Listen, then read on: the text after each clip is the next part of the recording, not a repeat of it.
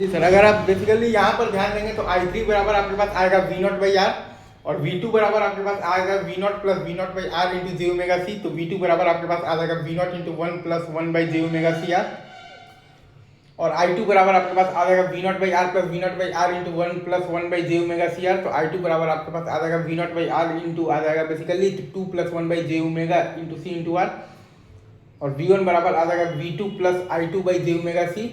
तो V1 बराबर आ जाएगा V0 इंटू 1 प्लस 1/जे ओमेगा सी आर और प्लस आ जाएगा V0/R इंटू आ जाएगा आपके पास बेसिकली क्या आ जाएगा बेसिकली तो 2/जे ओमेगा सी माइनस 1/ओमेगा square into C square into R.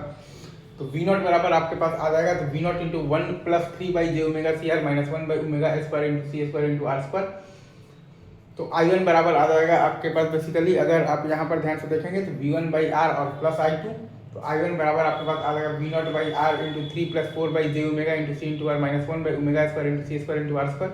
और V बराबर आता है आपके पास बेसिकली V1 और प्लस I1/जे ओमेगा सी।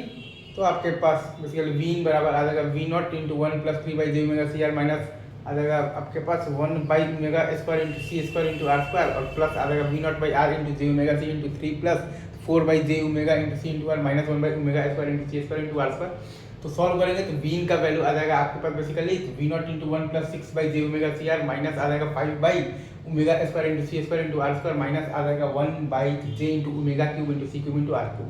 अगेन मैं फिर से बोल रहा हूँ आपके पास आ जाएगा V बराबर आ जाएगा बेसिकली आ जाएगा तो क्या आ जाएगा तो V0 इंटू 1 प्लस 6/जे omega into C into R minus आ जाएगा 5/ओमेगा square into C square into R square minus आ जाएगा 1 आ जाएगा basically J into omega cube into C cube into R cube. ठीक है, तो यहाँ से चूंकि वो आपका रियल आना चाहिए तो इमेजिनरी पार्ट को जीरो करेंगे तो ओमेगा का वैल्यू आपके पास आ जाएगा 1/RC इंटू √6। तो एफ का वैल्यू आ जाएगा आपके पास 1/2πRC इंटू √6।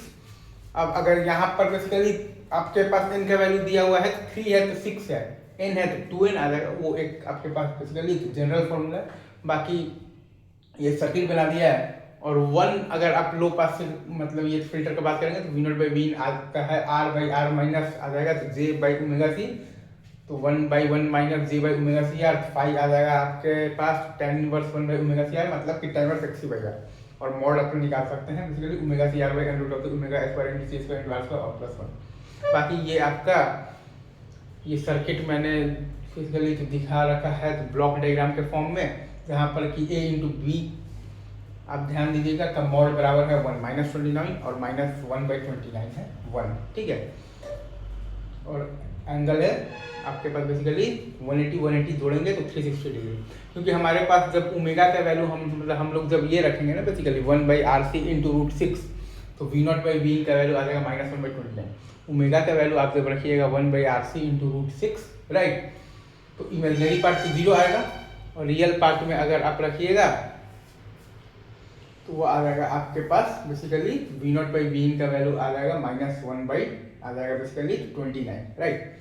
इंपॉर्टेंट रिजल्ट है ये सब, आपको अच्छे से होना चाहिए बेसिकली, तो याद होना चाहिए राइट।